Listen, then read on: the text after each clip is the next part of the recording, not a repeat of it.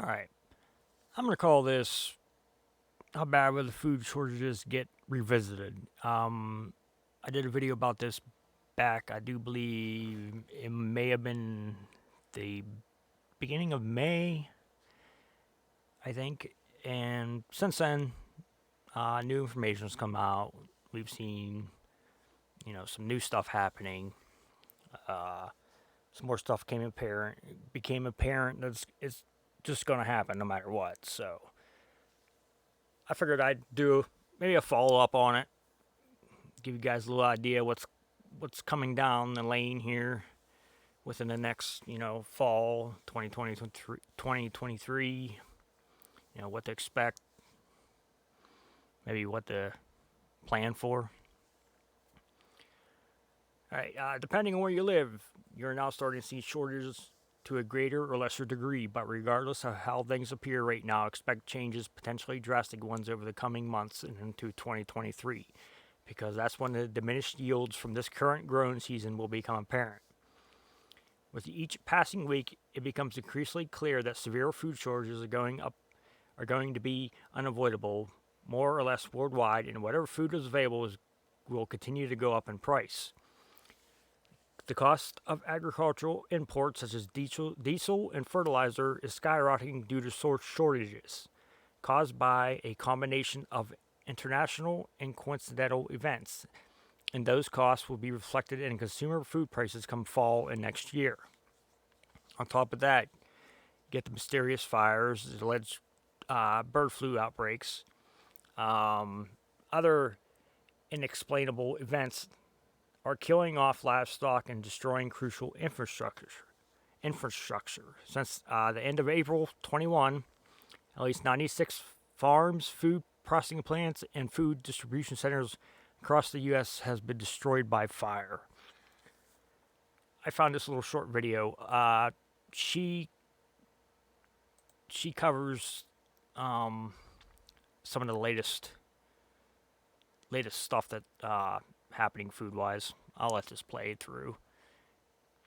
It's only 7 Hey, minutes internet long. friends, we're back at it again. I really wasn't planning on doing a follow up to my food processing plant fires video, the one I put out at the end of April, but here we are. If you want to know a little more context behind the strange coincidences of the 2022 Hunger Games, I'll link the video below. In that video, I cataloged over 20 food processing plant fires between all of 2021 and 2022 thus far. April 22nd is the day I put out that video, but since then a lot has happened. So let's not stand on ceremony, we'll just jump right in. April 22nd, nearly 3.5 million chickens were destroyed because of avian flu in Lancaster County, Pennsylvania. Throughout this video, you're going to notice an uptick in the amount of chickens that are being killed as we continue on, like to the tune of millions and millions of chickens and turkeys and ducks in the United States. To quote, "Stop the spread of avian flu." And it's curious to me because prepared and cooked poultry and eggs infected with avian flu are apparently safe to eat. So did they really have to go and kill all those chickens for nothing? Like just waste them all?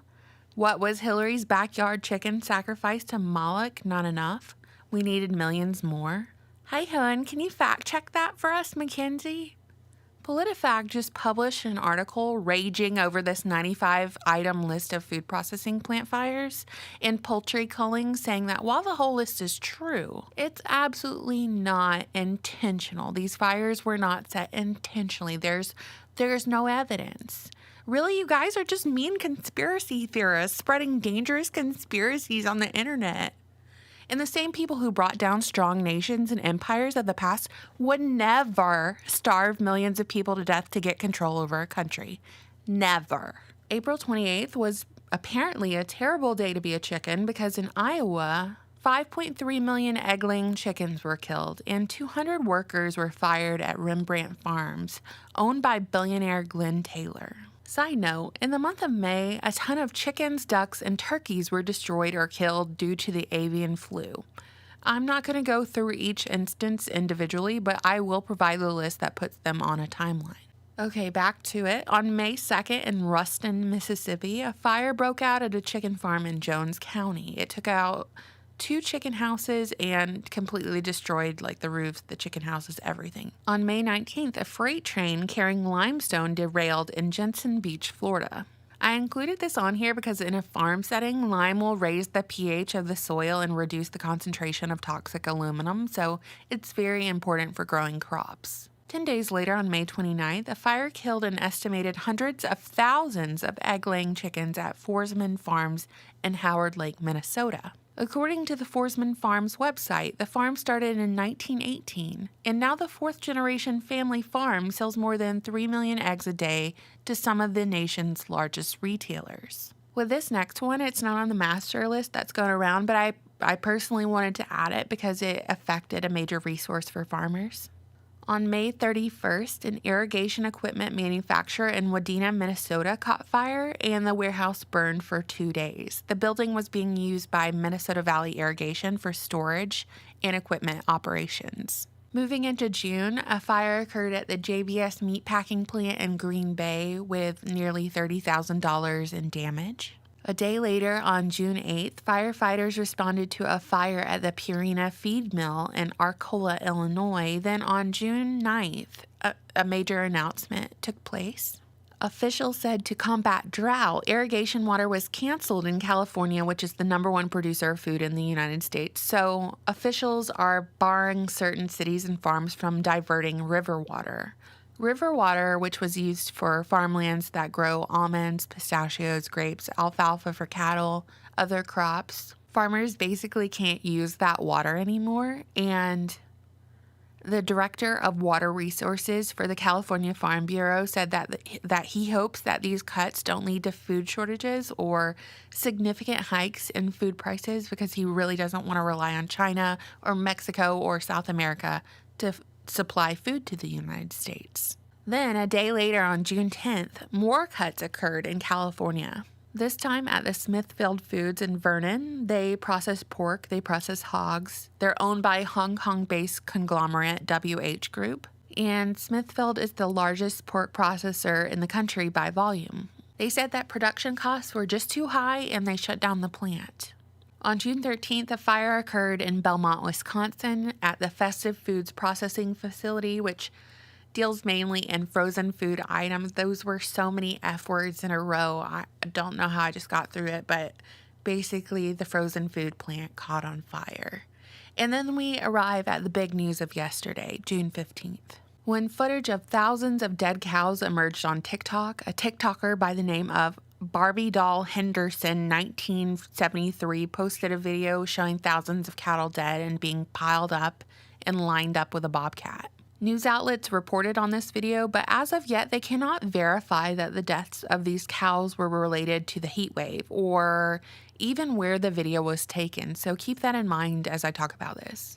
But basically, the United States has seen extreme temperatures for the last couple of days, and on June 13th, the temperatures reached 108 Fahrenheit in southwest Kansas. Matthew Laura, spokesperson for the Kansas Department of Health and Environment, told reporters that at least 2,000 cattle have died due to high temperatures and humidity as of June 14th. And that 2,000 figure comes from facilities that are helping ranchers dispose of the dead bodies. But my question is, it's hot everywhere, so why aren't cattle dying everywhere? Did y'all see that episode of Yellowstone where the bad guys flew over the cattle fields and sprinkled poison hay from the air, and the Dutton family woke up and all their cattle were dead and they had to burn all their fields? It's giving predictive programming. Mackenzie, I know you're watching this. What do you think? You think that these rolling blackouts, if they kill the electricity, all the food in the freezer and fridge will spoil? Not to belabor these Yellowstone jokes, but I think whoever funds PolitiFact needs to be taken to the train station, along with a few other characters. We have too many Jamies walking around and running things and not enough Rips.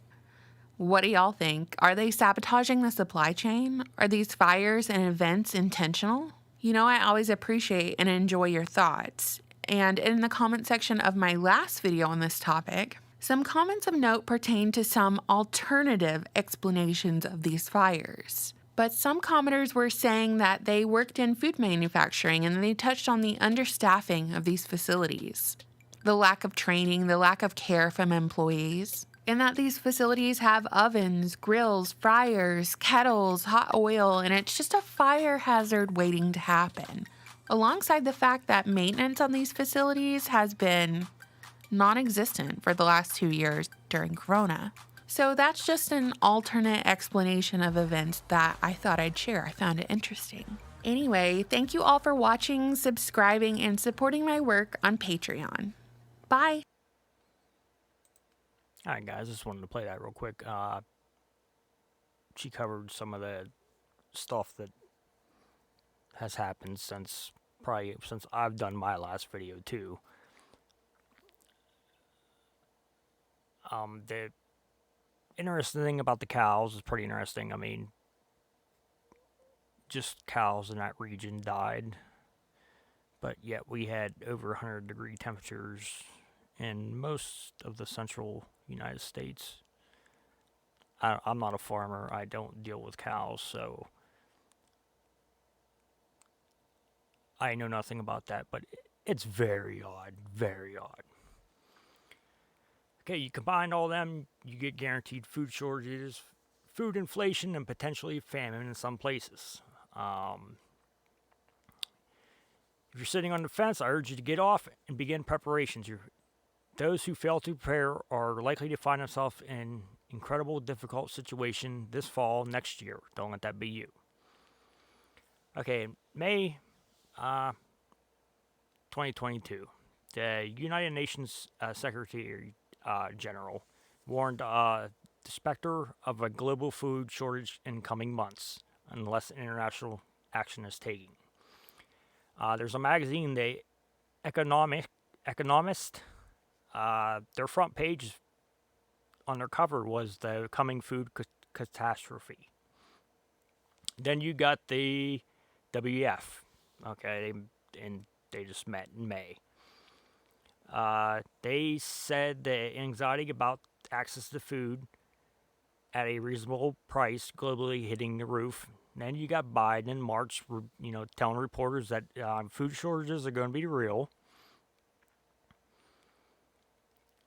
And on May 30th, 2022, you got Reuters showed global food price index has risen 58.5% above 2014 to 2016 average of April 2022 due to the convergence of post-pandemic global demand, extreme weather, tightening food stocks, high energy prices, supply chain bottlenecks, export restrictions, and taxes combined with the Russian invasion of Ukraine.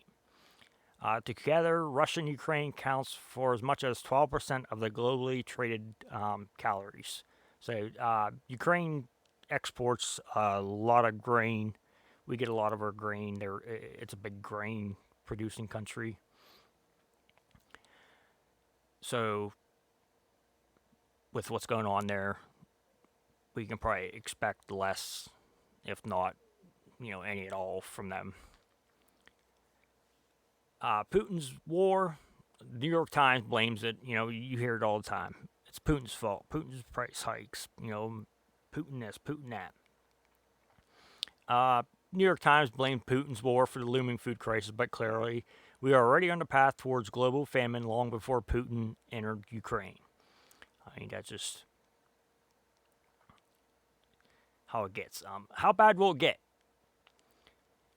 While it's difficult to predict just how bad it will get in any given area, it seems safe to say that everyone should prepare for some degree of food shortages, regardless of where you live, as we're starting a perfect storm of confounding factors that are global in nature and therefore can cause far-reaching and somewhat unpredictable ripple effects.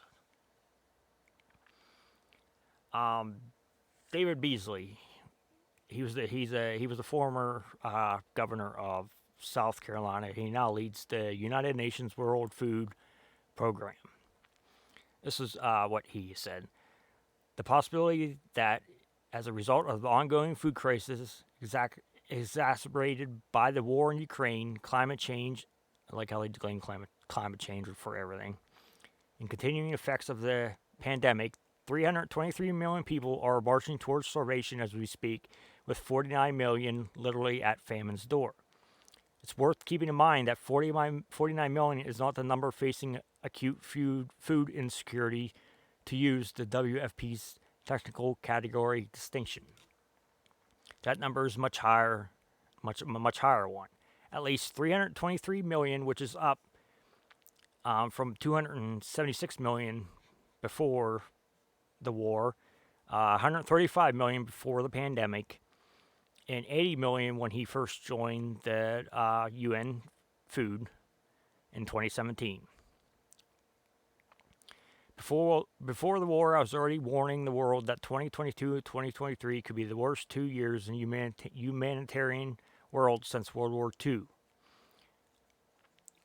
Beasley said, speaking with me from Rome on last Friday.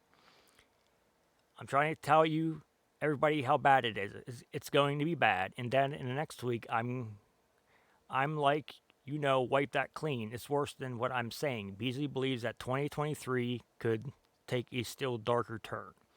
This year's price crisis has been succeeded by a genuine supply crisis in which food is pushed out of reach for many millions, not just by price, but ongoing structural conditions, including the failure to plant next year's harvest in Ukraine, the surge in price of fertilizer, which can be 1/3 or more of farmers' total annual costs, and the world could experience the once unthinkable true shortfall of food. According to Menker, the current problem is not cyclic, but rather seismic. It's not a moment in time that's going to pass. She cites that a longer list of causes, including not just demand shocks caused by the pandemic and related supply chain issues, but a record high number of supply shocks that are all climate related, blame it on climate again, such as the rebound of China's pig population from swine flu and the resulting increase in demand for feed, the problem of public debt in poor countries, the spillover effect of the price of one commodity driving up another, and that driving up a third, and so on. Any one of these issues on their own would be considered a big market event, but when you have 5 of them happening at the same time, that's what makes it seismic, she said. Russia and Ukraine's transformation into the breadbasket of the world was the agricultural miracle in the last 30 years. To take that supply off the market, it's not inconsequential fuel to the fire, she says. As for the ultimate scale of impact, I think it's going to be as big as we can make it. Now, they want to, the big reset is, part of that is the globalization of food. Okay, they want to globalize it as one unit.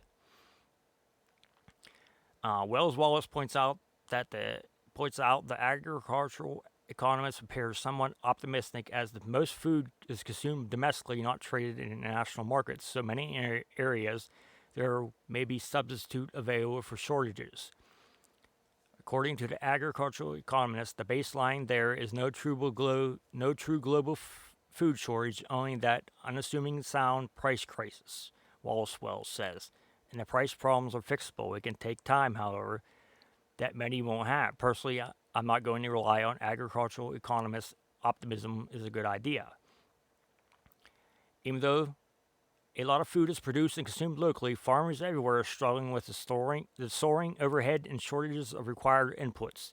And if the local farmers can't grow food because of it, there won't be any substitutes when the imports lag. Globalization has left the United States very vulnerable.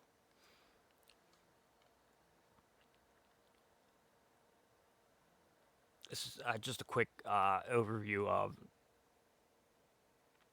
some of the shortages. A technocratic new world of mega corporations consolidating markets and doling out products with just-in-time inventory now flows through a broken supply chain. Rising inflation and international disruptions make it all impossible for even the big companies to plan ahead, and so they produce less and shrug at the shortages. We're in a wartime economy because our system has become too vast and too inflexible to adjust to chaos. Biden keeps trotting out the Defense Act production for everything until given time. The entire economy has been Sovietized. The more the government tries to impose stability and chaos, the less responsive and productive the dominant players become. The market consolidation due to the government regulations has left a handful of companies sitting atop the market. One of them would be Abbott. They're the main producer of baby formula. We know what happened when their plant went down. We were begging other countries for baby formula. Biden and Democrats have been eager to blame companies for profiteering from the inflation created by federal spending. The Democrats were the biggest champions of globalization. Their regulations led to record market consolidation and domestic job cuts. Corporations were pressured to export dirty Republican jobs to China and keep the clean Democratic office jobs at home. The devastation wreaked havoc on the working class and the middle class and rebuilt our entire economy to be dependent on China. We know we import a lot of stuff from China. I went over a list one time. I looked it up, and if China ever said, we're not trading with you anymore, we're in trouble because we get a lot of stuff from China. We must get everything from China. There's not very much made in the United States anymore, and we know that. All right, this is just some quick things for you to prepare. I mean, some of you going to shake your head at this and and just laugh this off, and not take it as it could happen. But hey, it's better to be safe than sorry. If you think this is just all, this is just going to blow over and the government's going to swoop in and keep you fed and everything, well, I'll see you when you're hungry and you're begging for food and you're not getting any. Because if it comes to starvation, the government is going to take care of itself first. We are expendable. They're not going to take their resources and give it to us. We should all see that by now. But some people just can't get it through their head that government will not save the day. They will not fly in like Superman and drop bread and milk and whatever you need right there. It's going to become, whatever food you can get or whatever food you stockpiled is what food you have. You go to the store, there's going to be no food. And if there is food, it's so expensive to buy that it's, nobody's going to buy it.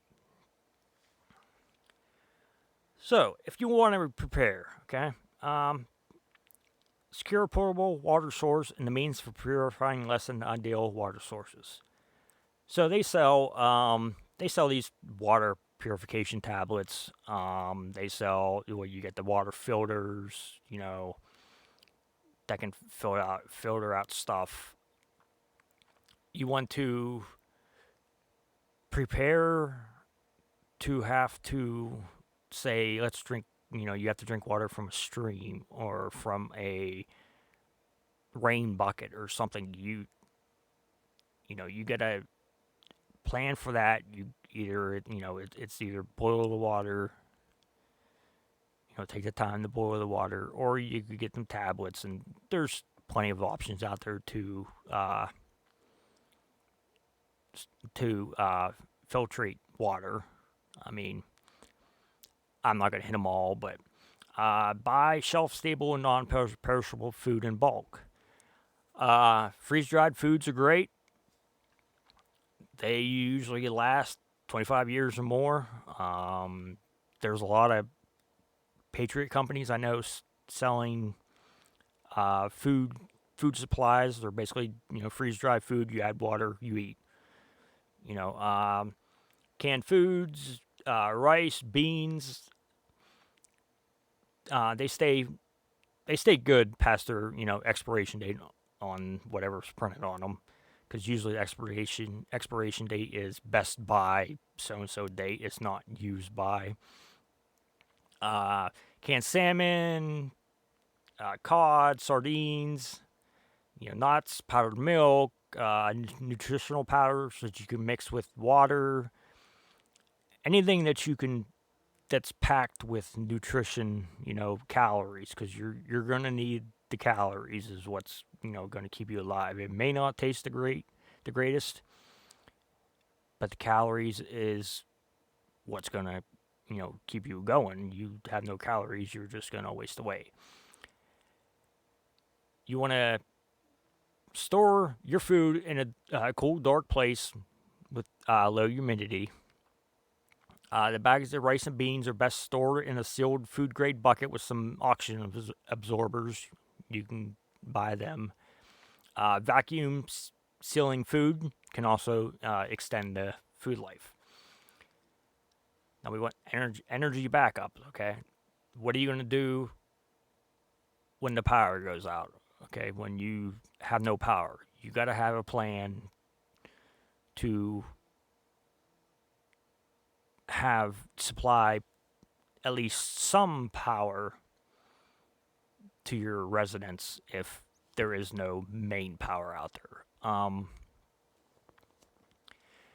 lot of people do, obviously is the generator, the gas powered generator, but you think about it, if there's no electric in your region, your gas pumps run on electric. That's how they get the fuel out of the tank. They pump it out of the tank with electric, so you ain't gonna be able to get no fuel.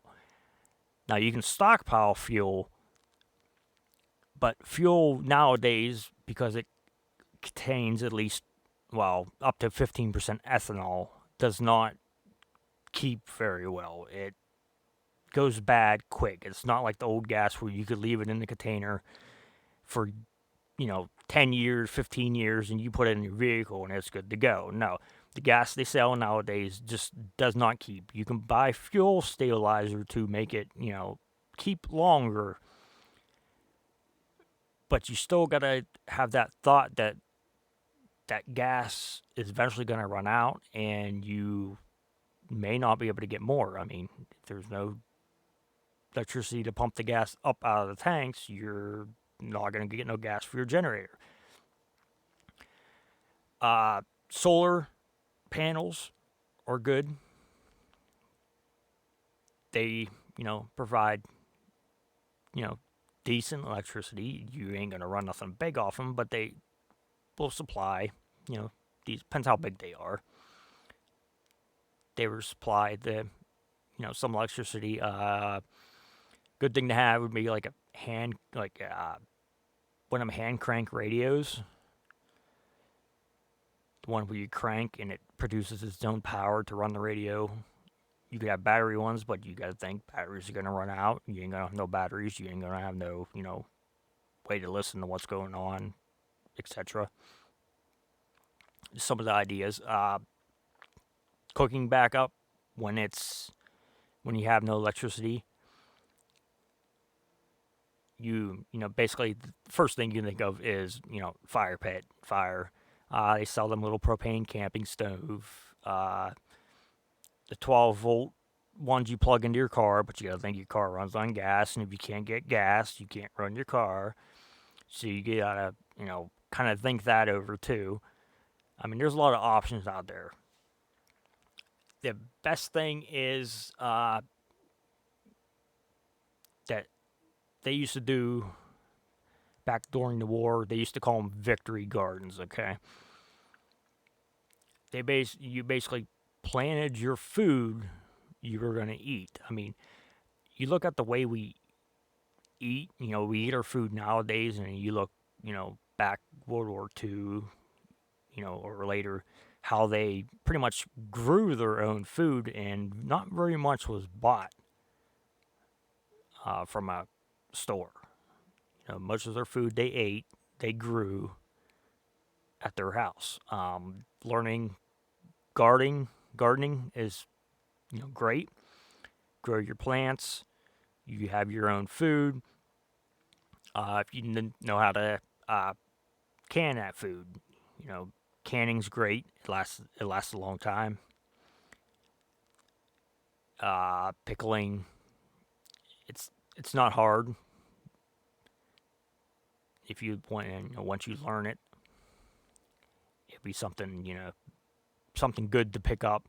But starting a garden, just learning the basic, gardening skills of growing plants, and you have the seeds, you have the ability to support yourself if there is no food, anywhere. So you're not, if you have reserved food, you're not taking straight from that reserve constantly.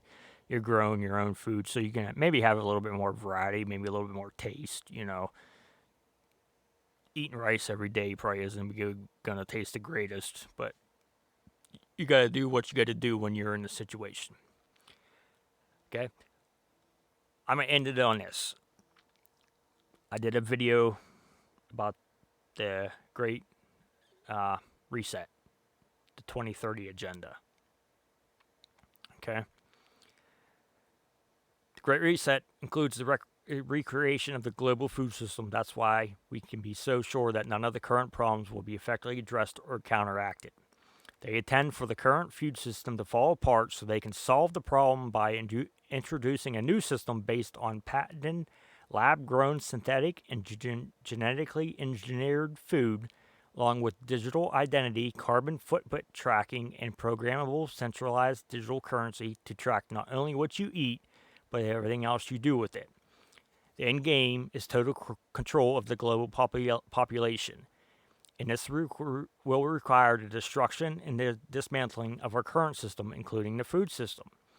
The only way out of this intentional chaos, international chaos, is to become more self-sufficient, create alternative parallel systems locally outside of the globalist control. If you go watch that video, the 2030 agenda, it goes over a lot of that. Is the food problems we're having, some of it based on, us being locked down for 2 years, yeah, maybe. But is it being, pushed a certain way? They have a certain agenda and they're kind of pushing it this way, so this can happen or that can happen. It's just something to think about. The 2030 agenda has, a lot of these points in it. Food was one of the major things. They wanted to centralize food so it was controlled, so they could distribute. You can't go out and buy Oreos, because you want Oreos. No, the government decides on what you get, what you can buy.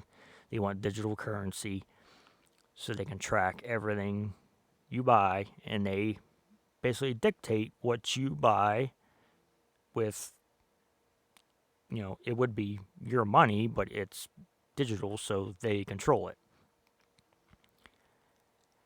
I thought this was interesting. This was just, like I said, was the second part of it.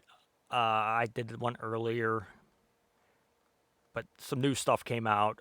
We had new fires. We had new, the cattle dying. You have plants closing down. I just seen one today. I think it was I think it was number 100. Or a food processing plant was closing.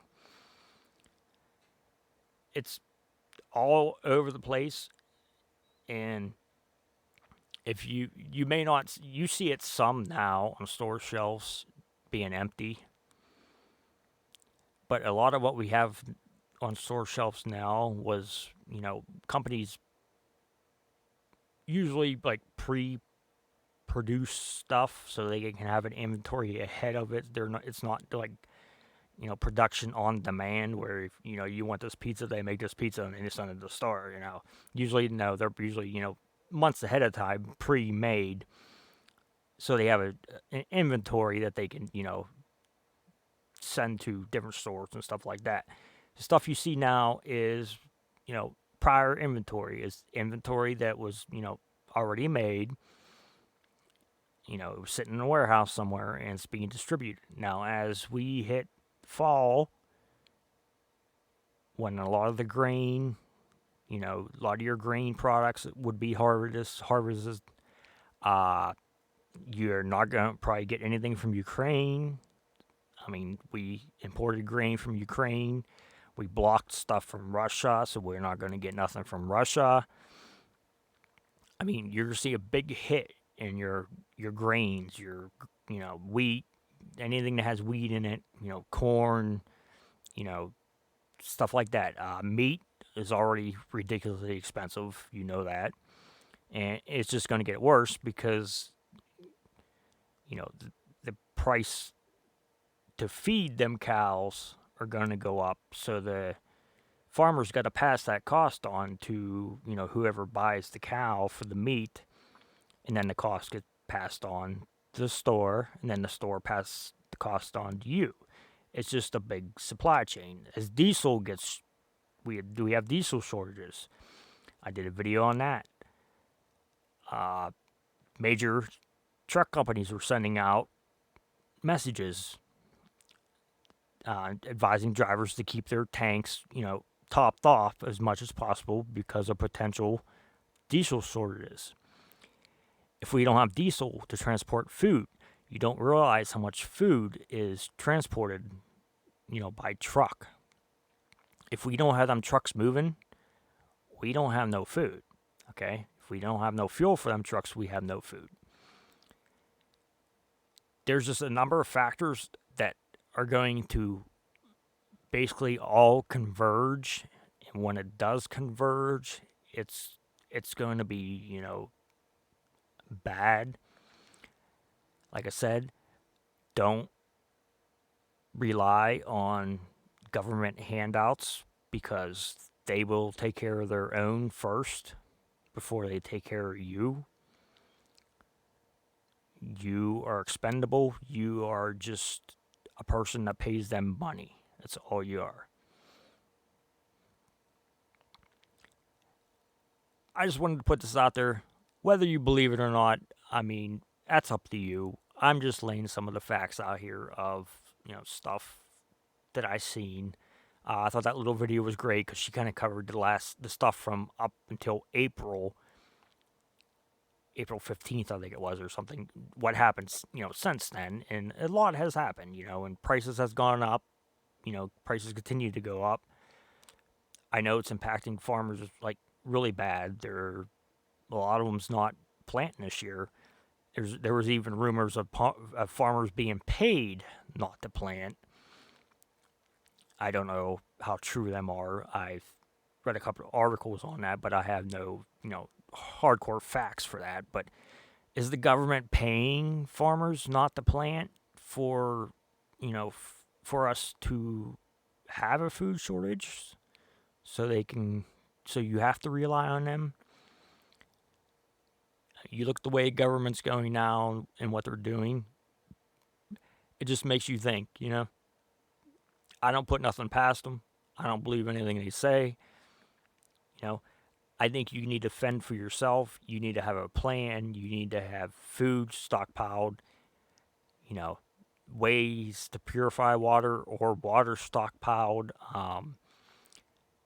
If you could buy a bunker, that would be wonderful, someplace safe that you could stockpile your stuff, but I know all of us don't have the means to go out and buy a bunker or build a bunker. So you just got to work with what you got, with what means you got, with what money you have, because, stuff is expensive now. So it's kind of hard to start now. You should have started, a couple years ago when stuff was a little cheaper. But when things are going great in the country, you don't think about stuff like this. You don't think about shortages, you don't think about being without this and being without that. It's until Well, most don't think about it. The people that do think about it, you know, are conspiracy theorists. That's what they get called because, you know, preppers, they're planning for the worst. Just have a way to support yourself, your family, have a circle of people you trust, especially in your neighborhood. Get to know who you can trust and who you can't. Because if stuff ever goes south and stuff starts getting bad, you need to know who you can rely on and what services they can provide for you if you are willing to feed them. If they're just going to be uh, a food gobbler and not, contribute anything to a small, town or whatever, you build a little town, they can't contribute nothing, they're just eating food. They're It's not worth for you that person to be in your, group because they can't bring nothing to the table in order for you, so you can feed them. You feed me, I'll give you my knowledge on, hydroponics or, grown this or, grown that, or I know how to fix this, I know how to fix that. You got to think about that too when you make your, plans. Who's bringing what knowledge to, to your group. Diversify as much as you can with knowledge wise. I mean, a little bit of everything. A nurse, that knows basic, you know, first aid and maybe minor medical stuff. Uh, just stuff like that. That just diversify your group because when you can't, go to the hospital, you can't go to the store, you can't go get gas. You need a group that you can rely on and you can trust that they're not going to, stab you in the back. That will be the biggest factor in whether you're, whether your group or even you, stays together. You have to have people you trust. And my computer's telling me it's time for an update. Gee, thanks. Just get, family members, like I said, even neighbors. I mean, get to know your neighbors in your neighborhood. You will know what neighbors will come, loot your house first when they don't have nothing to eat, compared to the neighbors that would, help you do something in exchange for, maybe some food. You can think this is all a joke. You can not plan. You see the way the country's going. You see where we're headed. A dollar is going to be pretty much useless pretty soon if we printed so much money, within the past year, I think, than we have in the past, I forget how many years. We are just printing money, which is basically paper like fabric. We are printing it, and when you eventually just print so much of it, it's worthless. You will be using that money to start fires, to burn, to get heat. That's what you will be doing with it because it won't be worth anything. I'll do another one of these if, new stuff comes out. As we get closer to fall, I'll try to, update more and more and more. But just keep your eyes open and listen as we get closer, because as we get closer to fall and then into 2023 is when we're really going to feel it, because that's when we're going to see the harvest that we usually have, we're not going to have. So that's when we're going to see the big change. Keep your eyes open, guys. I hope everybody stays prepared, do what you can. Get your group together, have a plan. Because you don't know what's going to happen. It's better to have a plan than have nothing at all. If you have a plan and nothing ever happens, oh well, you had a plan. There's no hurt in it. But if something happens and you don't have a plan, it's kind of hard to adjust on the fly, at that moment. What are you going to do? Like some people will say I'm a conspiracy theorist, we're fine, nothing's going to happen. I hope nothing does happen. I hope we are fine. But if it comes to a point to where we're not fine, people are going to do what they need to do to eat. They will do things that you would not even think, most people were capable of if they are hungry. They could be even people you know. Hunger does a lot of weird things to the human body. When you're hungry, nothing is off limits. You will do anything to get at least a little bit of food. Just keep that in mind as we head towards fall and into next year. I expect to see something in the fall. I don't know if it's going to be lockdown wise or something.